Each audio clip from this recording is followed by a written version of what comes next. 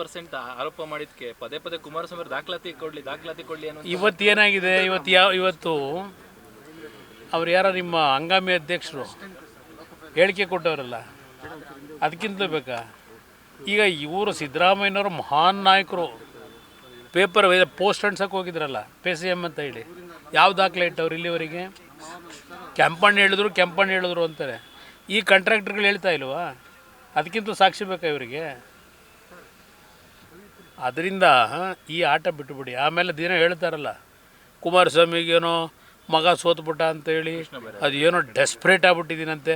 ಅಪ್ಪ, ನಾನು ಡೆಸ್ಪ್ರೇಟ್ ಆಗಿದ್ದೀನೋ ಏನಾಗಿದ್ದೀನೋ ಕೃಷ್ಣ ಬೈರೇಗೌಡರೆ, ಅದು ಬಿಟ್ಟುಬಿಡಿ. ಇದಕ್ಕೆ ಹೇಳಪ್ಪ ಉತ್ತರ. ಏನು ನಿಮ್ಮ ಇಲಾಖೆ ಯಾವುದೋ ಕಂದಾಯ ಇಲಾಖೆ ಏನು ಸ್ವಚ್ಛ ನಡೀತಾ ಇದೆಯಾ?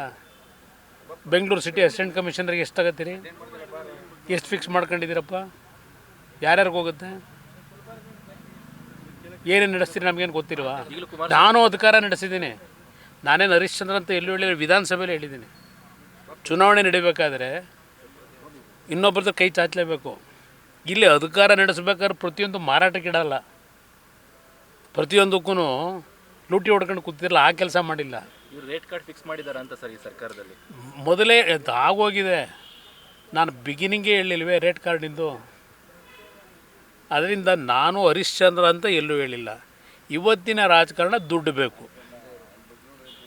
ಪ್ರೀತಿ ವಿಶ್ವಾಸದಿಂದ ನಾವು ಕೆಲಸ ಮಾಡಿದ್ದಾಗ ಚುನಾವಣೆ ಹಂತದಲ್ಲಿ ಯಾರೋ 4 ಜನ ಬರ್ತಾರೆ, ಕೊಡ್ತಾರೆ ಚುನಾವಣೆ ನಡೆಸಲಿಕ್ಕೆ.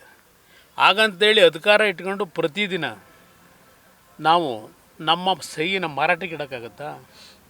ಆ ಕೆಲಸ ನಾವೆಂದೂ ಮಾಡಿಲ್ಲ. ಈ ಗೌರ್ಮೆಂಟ್ ಎಲ್ಲ ಸಹಿ ಮಾರಾಟ, ಈ ಪ್ರತಿಯೊಂದು ಕ್ಷಣವೂ ಮಾರಾಟವೇ ಇಲ್ಲಿ. ಪಾಪ ಅವ್ರು ಹೇಳ್ತಾರೆ ಅದು ಎಂಥದ್ದು SC ST ಯುವಕರಿಗೆ ಇದು ಕೊಟ್ಟಿಲ್ವಂತಲ್ಲ, ವಿದ್ಯಾರ್ಥಿಗಳಿಗೆ ಮಾಸಾಶನ ಸ್ಕಾಲರ್ಶಿಪ್ಪು. ಅದಕ್ಕೆ ಅದೆಂಥದ್ದು ಡಿನ್ನರ್ ಪಾರ್ಟಿ ಮಾಡಿ ಚರ್ಚೆ ಮಾಡ್ತಾರಂತೆ. ಕ್ಯಾಬಿನೆಟ್ ಇರೋದು ಯಾಕೆ? SC ST ಇರಲಿ, ಯಾವುದೇ ವಿದ್ಯಾರ್ಥಿಗಳಿಗಿರಲಿ ಸ್ಕಾಲರ್ಶಿಪ್ ಹೋಗದೇ ಇದ್ದರೆ ಕ್ಯಾಬಿನೆಟಲ್ಲಿ ಕೂತು ಚರ್ಚೆ ಮಾಡ್ತಿರೋ, ಬೇರೆ ಸಪ್ರೇಟು ಊಟಕ್ಕೆ ಸೇರ್ಕೊಂಡು ಡಿನ್ನರ್ನಲ್ಲಿ ಚರ್ಚೆ ಮಾಡ್ತಿರೋ? CM ಫೈಟ್ ಜೋರಾಗ್ತಿದೆ ಸರ್ ಅವರಲ್ಲಿ. ಮಾಡ್ಕೊಳ್ಳಿ, ಅವ್ರ ಪಕ್ಷಕ್ಕೆ ಸೇರಿರೋದು ಬಿಡಿ, ಬನ್ನಿ.